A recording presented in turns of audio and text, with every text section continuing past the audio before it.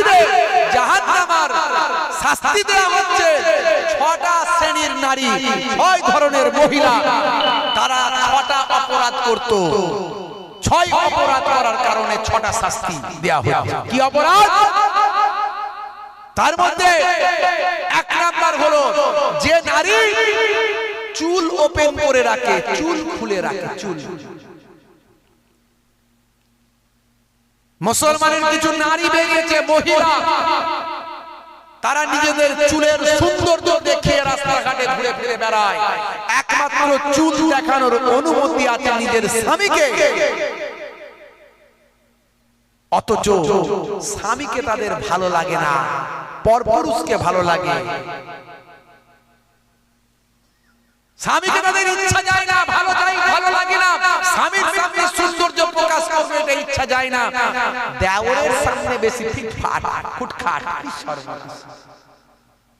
চাচতো ভাই, ভাইতো ভাই এসেছে তাই বৌমার মনে কি খুশি, কি আনন্দে পরিপূর্ণ হয়ে যায়। হাই হাই, রাগ করবেন না ভাই, স্বামী আমার মরুকে যাক, দেওর আমার থাক। চুলটা ওপেন খুলে খুলে দেখিয়ে দেখিয়ে ঘুরে বেড়ায়, চুলের সৌন্দর্যের বহিঃপ্রকাশ করে। নবী বলেন এই রকম নারী, এই জাতীয় মহিলাদের যারা চুল দেখিয়ে বেড়াচ্ছে, তাদেরকে জাহান্নামের শাস্তি আযাব দেওয়া হচ্ছে। আমি রাসূল দেখে। 2 নাম্বার, আমি শাস্তি দেখলাম ওই সমস্ত মহিলাগুলো যারা জিহ্বা দিয়ে অন্যদের কষ্ট দেয়, অর্থাৎ মুখ দিয়ে জিহ্বা দিয়ে পরনিন্দা করে, চগলখড়ি করে, কিংবা মুখ থেকে কটু কথা বলে, অশ্লীল কথা বলে, ঝগড়া করে অন্য মহিলাদের কষ্ট দেয়, অন্য বাপেদের মায়েদের কষ্ট দেয়। শাশুড়ির সঙ্গে ঝগড়া করে, আছে না নাই? শ্বশুরের সঙ্গে ঝগড়া করে, আছে না নাই? যে মহিলাগুলো জিভ দিয়ে অন্যকে আঘাত করে, এই রকম মহিলা আমি দেখলাম জিভটাকে টেনে বের করে টাঙিয়ে দেওয়া হয়েছে। এই শাস্তি আমি দেখলাম। 3 নাম্বার আমি বলেছিলেন,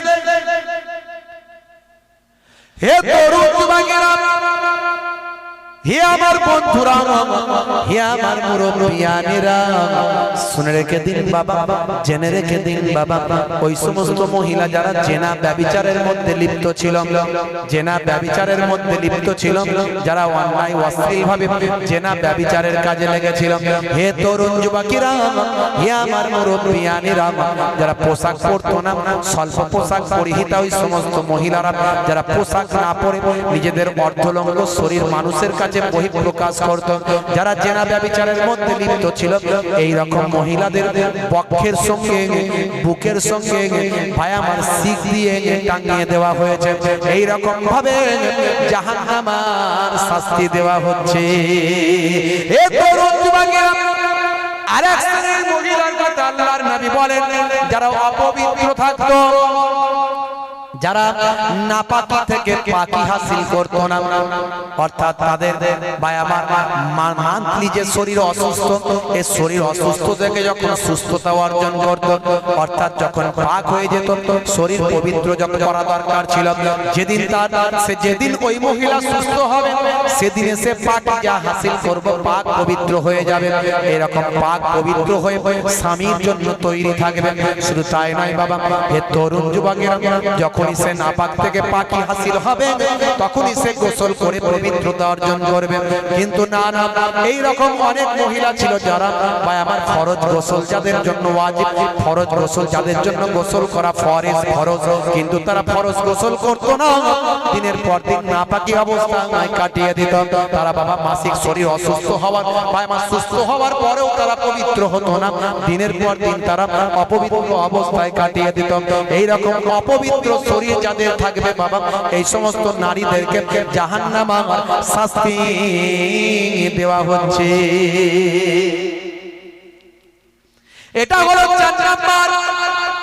5 নাম্বার হলো হে তরুণ যুবকেরা, হে আমার বন্ধুরা, হে আমার মুরব্বিয়ানেরা, শুনে রেখে দিন বাবা, জেনে রেখে দেন ভাইরা আমার, মুরব্বিয়ানেরা আমার, বন্ধুরা আমার, তার মধ্যে একটা হলো পরনিন্দা করা।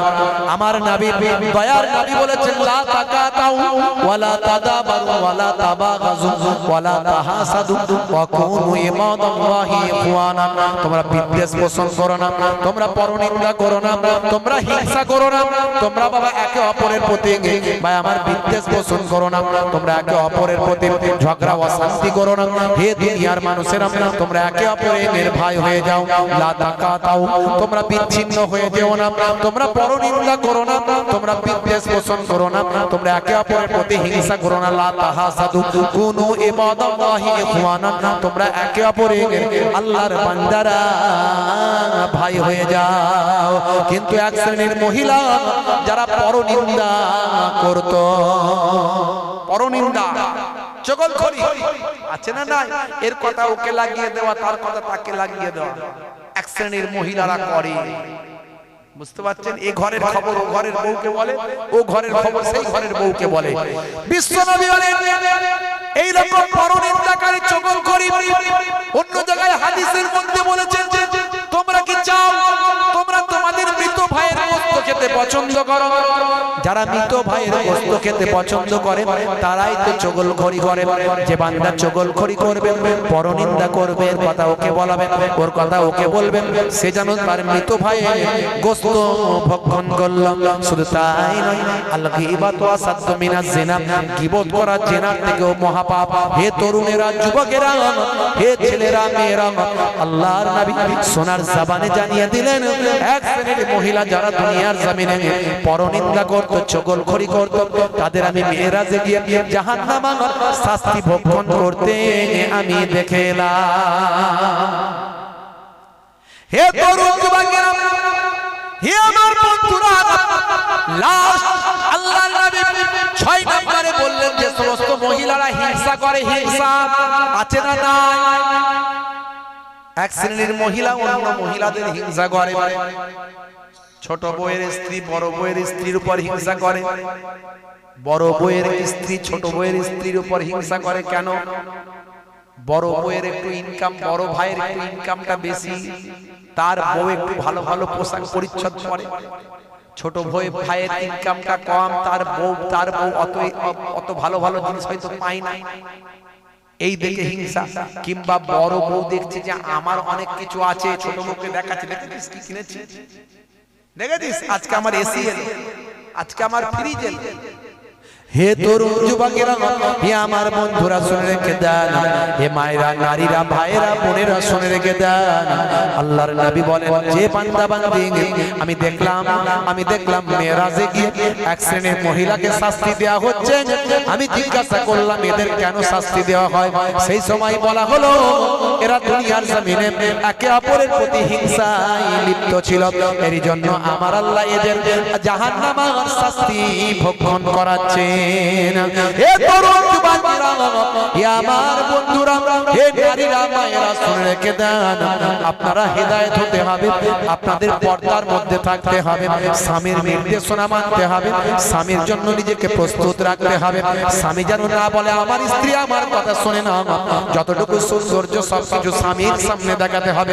পরপুরুষের থেকে হেফাজতে চলতে হবে, বাইরে বেরোলে মোটা কাপড় মোটা পর্দা গায়ে দিয়ে বেরোতে হবে। মনে রাখবেন মোবাইলের যেমন কভার লাগাতে হবে, মোবাইলের স্ক্রিনটা ফেটে যাবে ভাই, 20,000 টাকার মোবাইল কিনলে একটা ভালো কভার কিনতে হয়।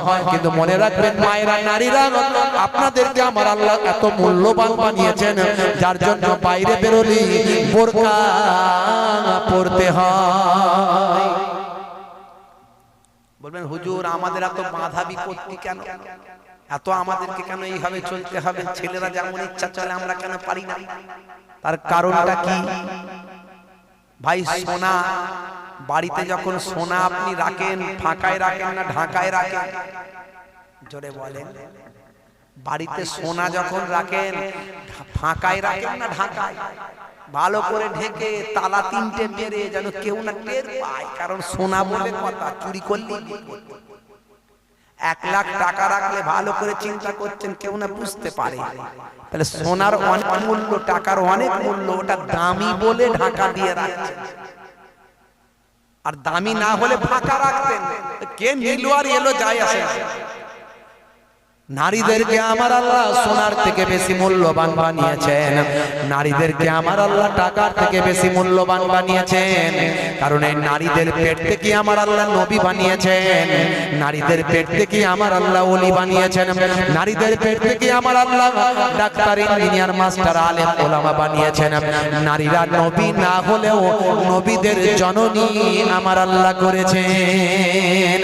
হে নারীরা, হে মায়েরা, শুনে রেখে দেন, আমার আল্লাহ আপনাদের কত সম্মান দিয়েছেন, ইজ্জত দিয়েছেন, আপনি জানেন না মা, জানেন না।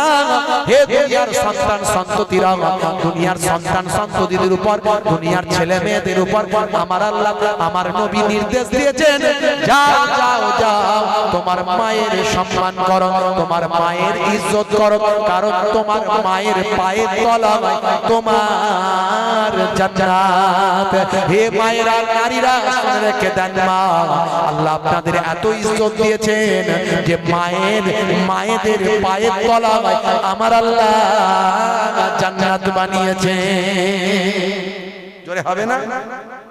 জোরে হবে না?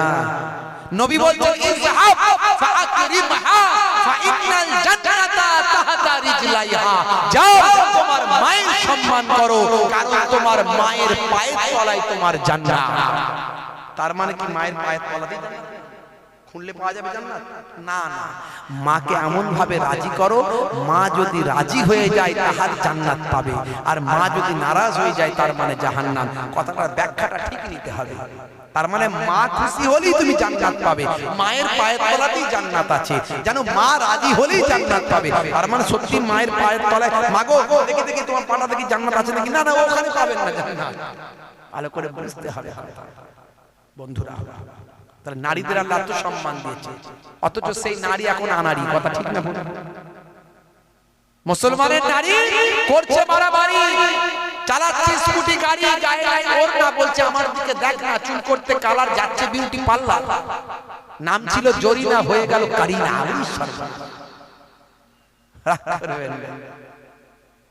হাই রে হাই, শাশুড়ি ডাকছে মা আই না, বলছে মা দাঁড়াও না, খালি চুলটা এদিকে ঘিলাই, ওদিকে নাড়াই, এদিকে অ্যাক্টিং, ওদিকে অ্যাক্টিং, কত রকমের চুলের ফিরিঙ্গি তৈরি করেছে, এদিকে বেনি, ওইদিকে ঝুলছে, ওদিকে নড়ছে। হাই রে ভাই, কি গাল পালিশ, লাল পালিশ, ঠোঁট পালিশ, জিভ পালিশ, এদিকের পালিশ, সেদিকের পালিশ, শেষে বলে দেখ আমার থোপরা যেন প্রিয়ঙ্কা চোপড়া।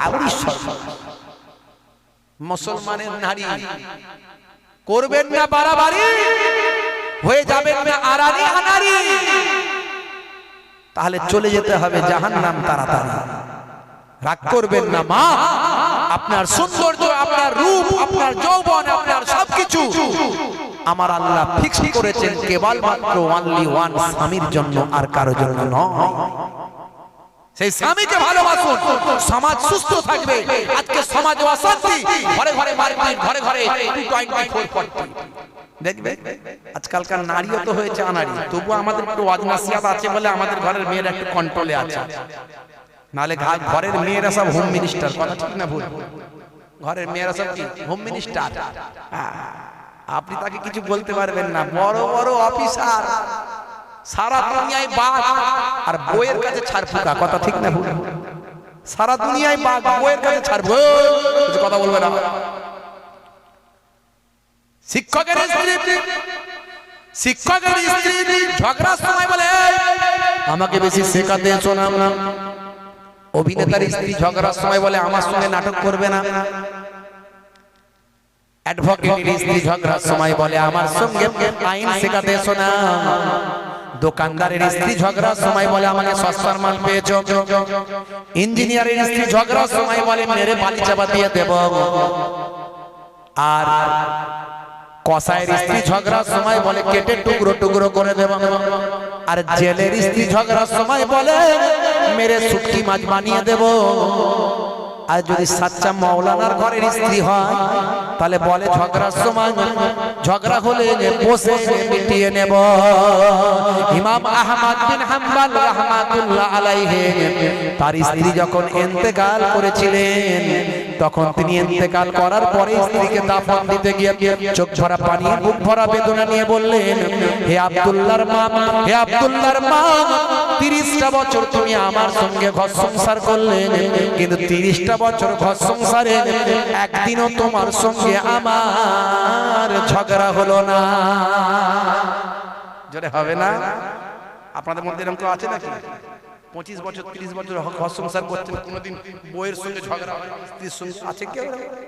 থাকতেও পারে, না হওয়ার কিছু নাই। হে তরুণ যুবকেরা, ছাত্র বলল হুজুর, স্টুডেন্ট ছাত্র বলল হুজুর, হে ইমাম আহমদ বিন হাম্বল, আপনি এত বড় একজন আল্লাহর মাহবুব বান্দা, এত বড় একজন আলেম বান্দা, যে কথাটা শোনালেন যে 30টা বছর আপনার সংসার ধর্ম করেছেন, অথচ আপনার সঙ্গে ঝগড়া হয়নি কোনোদিন, আপনি কোনোদিন ঝগড়া করেননি, আপনার স্ত্রীও আপনার সঙ্গে ঝগড়া করেননি, ব্যাপারটা বুঝলাম না হুজুর, এটা কি করে সম্ভব? 30টা বছরের মধ্যে কখনো কি ঝগড়াঝাটি হতে পারে না?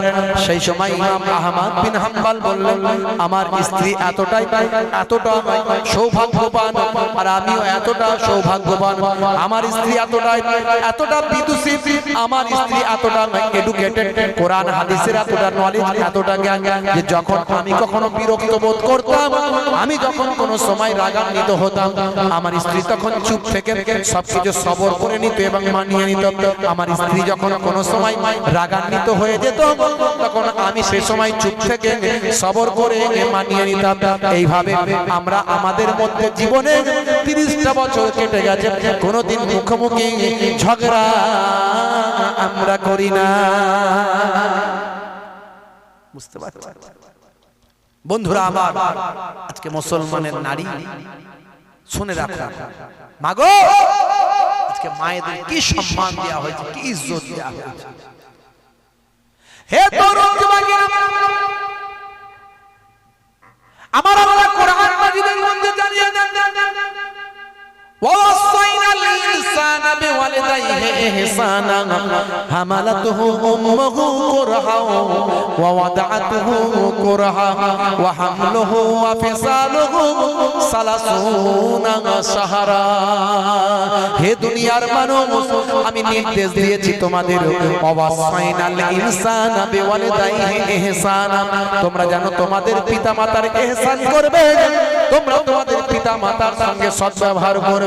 হে দুনিয়ার মানুষ, শুনে রেখে দাও, তোমরা তোমাদের পিতামাতার সঙ্গে খারাপ আচরণ করো না, পিতামাতাকে কখনো কষ্ট দিও না। পিতামাতা যদি তোমাদের প্রতি রাগান্বিত হন, পিতামাতা যদি তোমাদের প্রতি কষ্ট পান, তাহলে মনে রাখবেন, কোনো নামাজ, কোনো রোজা, কোনো ইবাদত বন্দেগী তোমাদের জান্নাতে নিয়ে যেতে পারবে না। হে তরুণ যুবকেরা, আপনাদের মনে আছে হযরতে আলকামা রাদিয়াল্লাহু তাআলা আনহু, হযরতে আলকামা রাদিয়াল্লাহু তাআলা আনহুর আম্মা জানের মনে দুঃখ হয়েছিল। হে তরুণ যুবকেরা, হে আমার মুরব্বিয়ানেরা, হযরতে আলকামা রাদিয়াল্লাহু তাআলা আনহু আল্লাহর নবীর একজন সাহাবী ছিলেন। বাবা, আল্লাহর নবীর সাহাবী, কিন্তু মায়ের মনে দুঃখ দিয়ে ফেলেছিলেন, স্ত্রীর কথা বেশি শুনে ফেলেছিলেন, মায়ের মনে দুঃখ লেগে গিয়েছিল, মা কষ্ট পেয়েছিলেন। ইন্তেকালের যখন সময় হলো, হে তরুণ যুবকেরা, হে আমার মুরব্বিয়ানেরা, ইন্তেকালের সময় সাহাবীরা কালেমা পড়াচ্ছেন, হে আলকামা কালেমা পড়ো, লা ইলাহা ইল্লাল্লাহ। আলকামার জবান থেকে কালেমা নসিব হচ্ছে না। সেই সময় আল্লাহর নবী আল্লাহর রাসূলের কাছে খবর গেল, ইয়া রাসূলুল্লাহ, হাবিবাল্লাহ, ইয়া রাসূলুল্লাহ, হাবিবাল্লাহ, আপনার সাহাবী বলে কথা, অথচ তার জবান থেকে কালেমা নসিব হয় না। আল্লাহর নবী বললেন, নিশ্চয় মায়ের মনে দুঃখ লেগেছে। মা হলো আমার হৃদয়ের আলো, জননীর মুখ দেখে মন করে ভালো। মা হলো আমার হৃদয়ের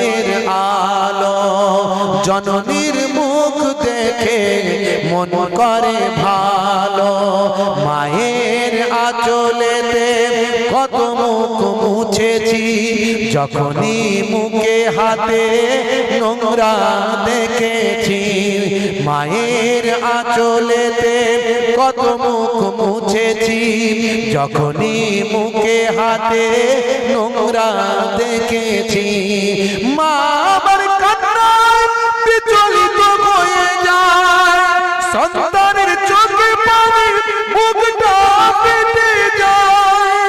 মায়ের কদমেতে জান্নাত জানো কি, সেই কদমে তুমি চুম্বন করো কি, আর কত সম্মান মায়ের জানো কি, জানলে জীবনে তুমি তা মানো কি।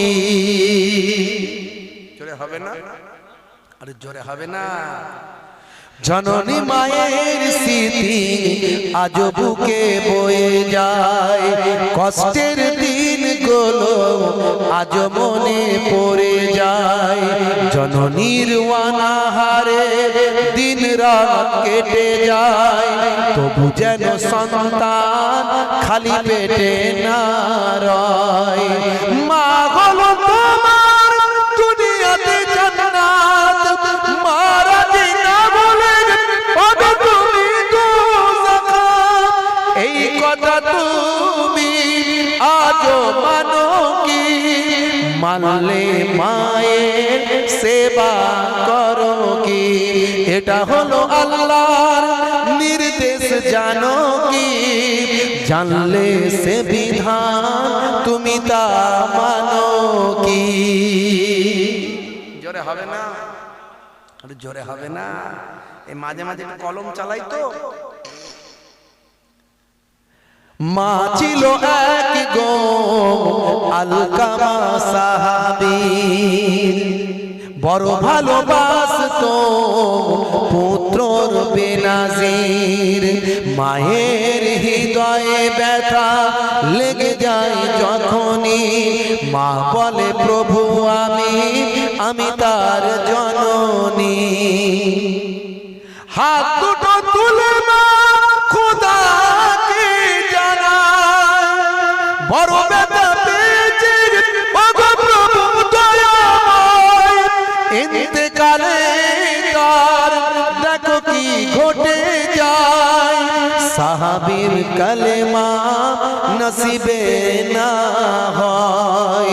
নবীজির ওসিলায় মা তাকে ক্ষমা দেয়, কালেমা পড়ে তার রূহ পাখি উড়ে যায়। জোরে হবে না? আরে জোরে হবে না? মা হলো আল্লাহর বড় এক নিয়ামত, দুনিয়ার সন্তান করো তার খিদমত। বলুন ইনশাআল্লাহ। যাদের মা হায়াতে আছে ভাগ্যবান, এখনো সুযোগ আছে মায়ের খেদমত করে জান্নাত কিনে নেওয়ার। নবী বলছে হুমা জান্নাতুকা ওয়া নারুকা, তোমাদের বাম্মাই জান্নাত, তোমাদের বাম্মাই জাহান্নাম। বাম্মাকে রাজি করো, জান্নাত পেয়ে যাবে। আর বাম্মা নারাজ হলে নামাজ কালাম যাই করো জান্নাতে যেতে পারবে না। তাই নামাজ কালামও করতে হবে, ইবাদতও করতে হবে, বাম্মাকে রাজি করতে হবে। তাই এখানে লিখেছি মা হলো আল্লাহর বড় এক নিয়ামত, দুনিয়ার সন্তান করো তার খিদমত।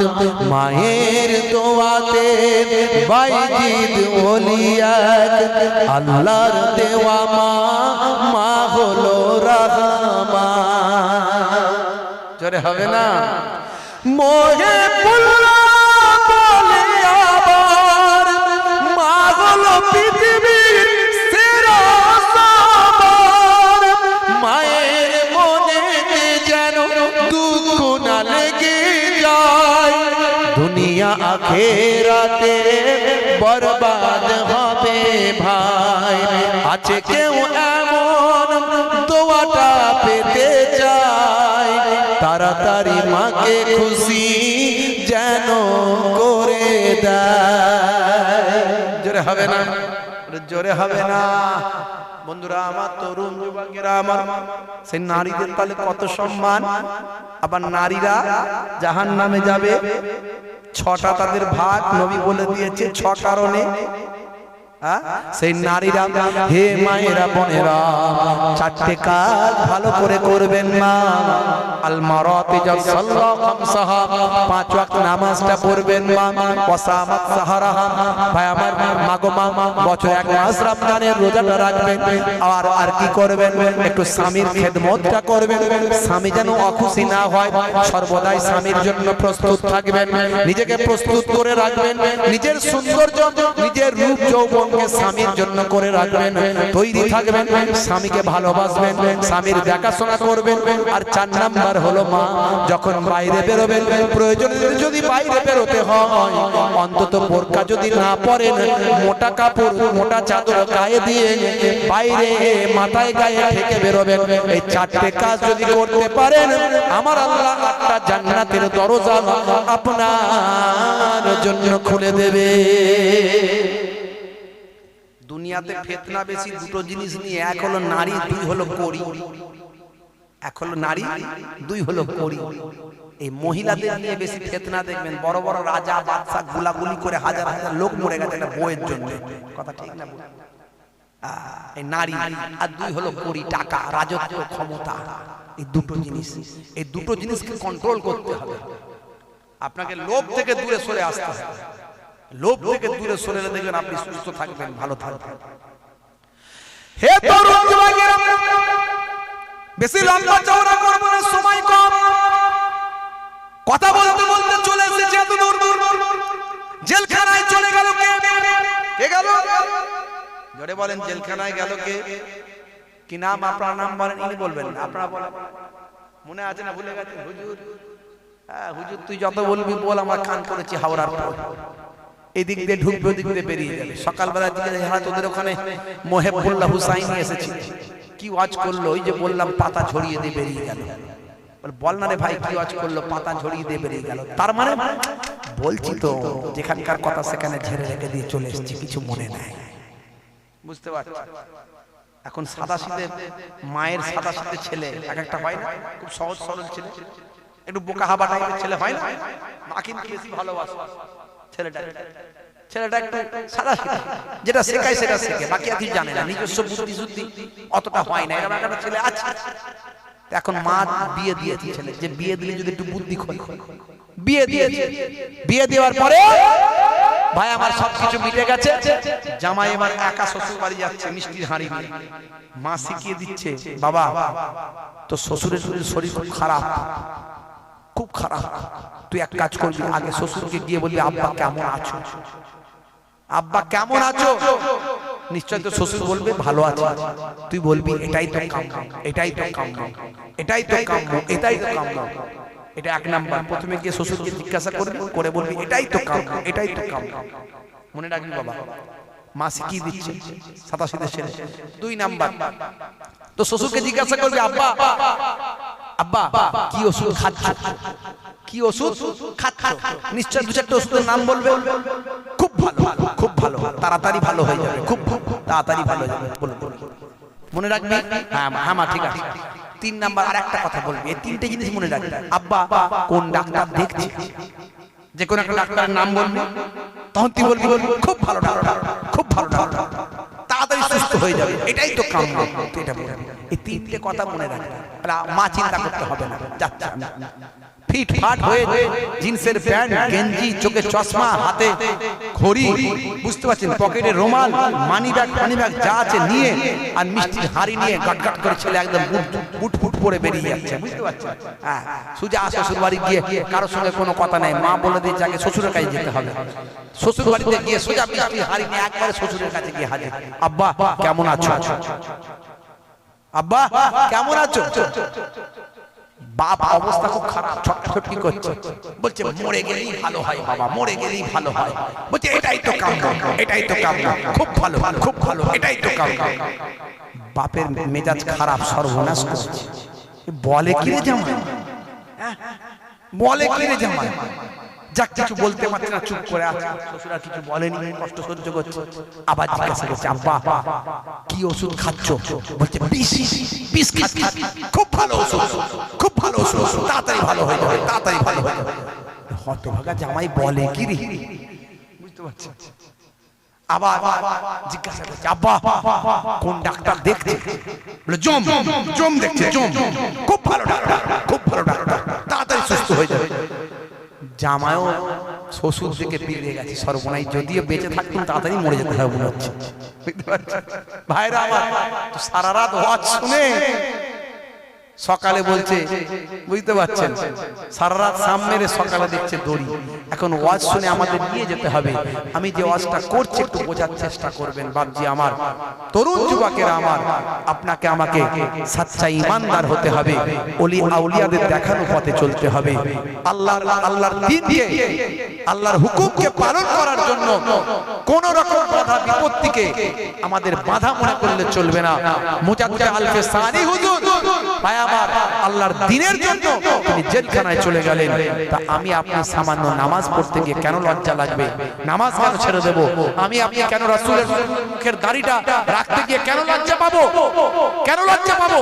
আজকে নেতা মন্ত্রী খেলোয়াড় প্লেয়ার বিরাট কোহলি, হরভজন সিং, তারা মুখে দাড়ি রাখছে, আর মুসলমানের ছেলে দাড়ি রাখতে পারছে না। চাচার বয়স হয়ে গেছে তাও দাড়ি কাটছে, বলে সুন্দর লাগবে, বুঝতে পারছেন? হাই রে হাই, দুনিয়া দুনিয়া করে আমরা পেরেশান হয়ে যাচ্ছি। আজ মারা গেলে কাল 2 দিন হয়ে যাবে, 3 দিন পরে কেউ খবর রাখবে না।